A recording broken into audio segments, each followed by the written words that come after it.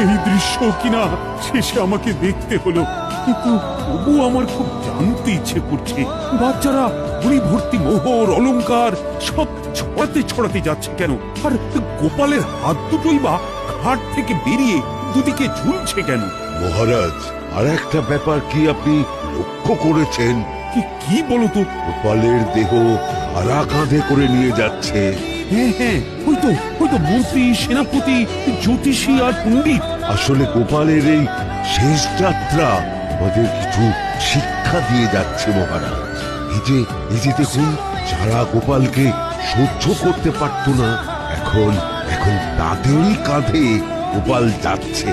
তার মানে শেষ পর্যন্ত কেউই কারোর শত্রু থাকে না, সবাই মান অভিমান ভুলে কাঁধে কাঁধ মিলিয়ে পার করে দেয়। আর অলংকার ছড়িয়ে যাচ্ছে, সেটাও বুঝিয়ে দেয় যে এই অর্থ, সমৃদ্ধি সবই ফেলে একসময় চলে যেতে হবে।